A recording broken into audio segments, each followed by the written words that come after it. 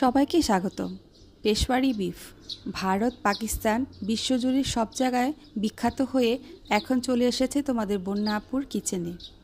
তোমাদেরকে আমি আমার নিজস্ব টুইস্ট দিয়ে কিভাবে এই বিফটা রান্না করব সেই রেসিপিটা নিয়ে হাজির হয়ে গেলাম তোমাদের সাথে।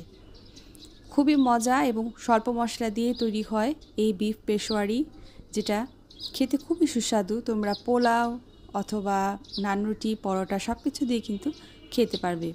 যেমন মাংসটা হবে সফট জুসি, ঠিক সেরকমই কিন্তু অত্যাধিক স্বাদের।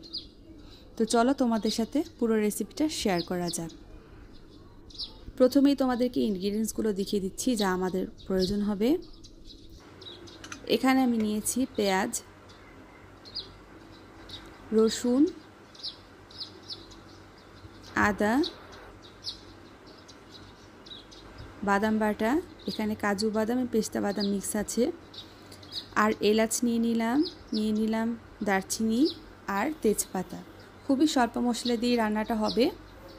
আর মেন যে ইনগ্রিডিয়েন্টসটা, যেটা সবচেয়ে বেশি আকর্ষণীয় করেছে রেসিপিটাকে, সেটা হচ্ছে গিয়ে বোম্বাই মরিচ, আর সামান্য করে কালারের জন্য একটু হলুদ। এটা অপশনাল, তোমরা চাইলে নাও ব্যবহার করতে পারো, তবে সামান্য একটু হলুদ ব্যবহার করলে রঙটা খুব সুন্দর আসে। তো এখন ব্লেন্ডারে সব কিছু ব্লেন্ড করে নেওয়ার পালা। আদা, রসুন, পেঁয়াজ সব কিছুকে আমি খুব সুন্দর করে ব্লেন্ড করে নিব। আর লাগবে ভরে ভরে 1 কাপ পেঁয়াজ কুচি। মিট চুজিংয়ের ক্ষেত্রে আমি তোমাদেরকে সাজেস্ট করব চিউই মিট নিবে না, বা সলিড যে পিসগুলো হয় সেগুলো নিবে না। একটু হাড়যুক্ত এবং রগওয়ালা যে মাংসগুলো হয় সেগুলো নিবে। সফট করে রান্না করলে খেতে কিন্তু খুব ভালো লাগে। আর তাছাড়াও তোমরা চাইলে এটা খাসির মাংস বা ভেড়ার মাংস দিয়েও তৈরি করতে পারো। তো 1.5 কেজি মাংস আমি আজকে এখানে রান্না করছি, সেজন্যই মশলাগুলো নিয়েছি। আশা করি তোমরা কোয়ান্টিটিটা বুঝতে পারছো। তারপরেও যদি কারো কোনো প্রকারের প্রশ্ন থাকে, রেসিপি সম্বন্ধে জানার থাকে, আমাকে অবশ্যই ইনবক্স করবে, আমি তোমাদেরকে ডিটেলসে হেল্প করে দিব। এখন সবার আগে পেঁয়াজটাকে খুব সুন্দর করে ভেজে নেওয়ার পালা। এই রেসিপিটা কিন্তু অনেকে অনেকভাবে টুইস্ট করে রেডি করছে, তো আমিও চেষ্টা করলাম আমার নিজস্ব একটা আইডিয়া দিয়ে জিনিসটাকে প্রিপেয়ার করতে। আলহামদুলিল্লাহ, খেতে তো অসাধারণ হয়েছিল। তোমরা কিন্তু অবশ্যই ট্রাই করবে। এখন আমি ব্লেন্ড করা মশলাটা দিয়ে খুব সুন্দর করে নেড়েচেড়ে ভেজে নিব, এবং মশলাটার কাঁচা ঘ্রাণটা দূর হওয়া আগ পর্যন্ত নেড়েচেড়ে আমাদেরকে অনবরত ভেজে নিতে হবে। তেল ভেসে আসলেই তুমি বুঝে নিবে যে তোমার মশলাটা ভাজা হয়ে গেছে। এখন দিয়ে দিচ্ছি বাদাম বাটা। হাফ দিলাম, হাফ আবার পরে ইউজ করব আমি। এটাকে খুব সুন্দর করে এখন ভেজে নিব। ধরো এখানে 1.5 চা চামচের মতো বাদাম বাটা আমি ব্যবহার করেছি। মশলাটা কষানো হয়ে গেছে, এখন হলুদটা অ্যাড করে দিয়েছি। হলুদটা দিয়ে আরও কতক্ষণ আমি মশলাটাকে আরও ভালো করে কষিয়ে নিব।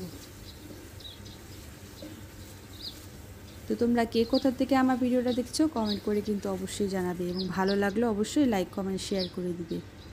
এখন সামান্য একটু পানি দিয়ে আমি মশলাটাকে আরও কিছুক্ষণ কষিয়ে নিব।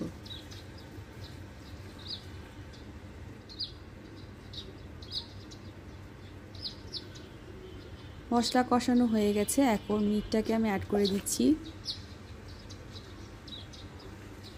খুবই সিম্পল এবং খুবই কম মশলায় রান্না হয়, তাতেই কিন্তু আমার মনে হয় যে মাংসের আসল স্বাদটা পাওয়া যায়। এই রেসিপিতে কখনোই অতিরিক্ত রকমের মশলা ব্যবহার করা যাবে না। এখন দিয়ে দিচ্ছি আস্ত একটা বোম্বাই মরিচ। এটা অনেক ঝাল ছিল, তো আমি একটা দিয়েছি, এতেই হয়ে গেছে। যদি তোমার কাছে মনে হয় যে না ঝালটা কম হয়েছে, তাহলে তো কিন্তু তুমি দুটা বোম্বাই মরিচ দিয়ে দিতে পারো। আগে দিবে না, আগে টেস্ট করে দেখবে, যদি ঝালটা কম মনে হয় তাহলে আরেকটা দিয়ে দিবে। নেড়েচেড়ে খুব সুন্দর করে কষাবো। আমি যেহেতু এটাকে প্রেসার কুকারে রান্না করব, তাই দেখা গেছে যে আমাকে বেশি সময় প্রয়োজন হয়নি রান্না করার জন্য। কিন্তু যদি তোমরা নর্মালি রান্না করো, তাহলে একটু মিডিয়াম আঁচে 1.5 থেকে 2 ঘন্টার মতো এটাকে রান্না করবে, কারণ মাংসটা কিন্তু অবশ্যই সফট হতে হবে, তাহলে কিন্তু তুমি এই রান্নার আসল স্বাদটা পাবে, নতুবা কিন্তু আসল টেস্টটা তুমি কখনোই পাবে না। তো এই তো দেখো তেল ভেসে এসেছে, আমার কিন্তু মাংসটা কষানো প্রায় কমপ্লিট।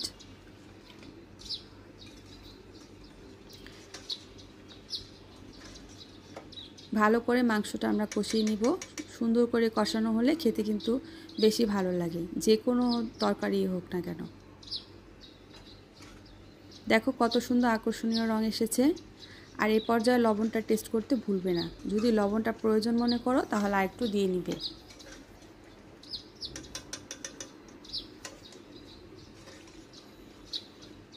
অনবরত নাড়াচাড়ার উপরে রাখতে হবে, যাতে করে কোনোভাবেই নিচে না লেগে যায়। পোড়া লেগে গেলে কিন্তু তোমার টোটালি খাবারের টেস্টটা একেবারে নষ্ট হয়ে যাবে।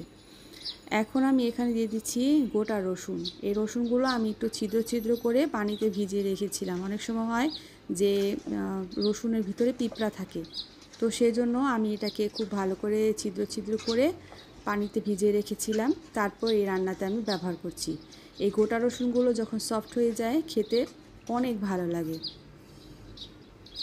অবশ্যই এই গোটা রসুনগুলো তোমরা অ্যাড করবে। আর নাড়াচাড়া করতে থাকবে যাতে করে পোড়াটা না লাগে নিচে থেকে, আর খুব সুন্দর করে কষানো হয়ে যায়।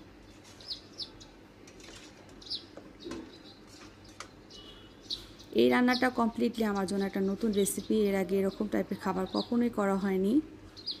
তো আমি এখানে আলু দিয়ে দিয়েছি। তোমরা চাইলে যদি ছোটো সাইজের আলুটা ব্যবহার করো তাহলে আস্ত আলু ব্যবহার করতে পারো।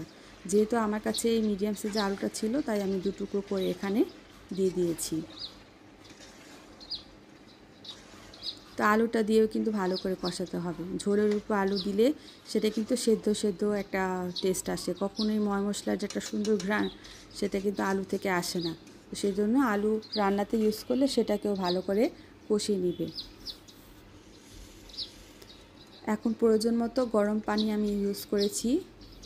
নাড়াচাড়া দিয়ে ভালো করে জিনিসটাকে মাখিয়ে নিয়ে এখন আমি আধা ঘন্টার জন্য প্রেসার কুকারে এটাকে রান্না করে নিব।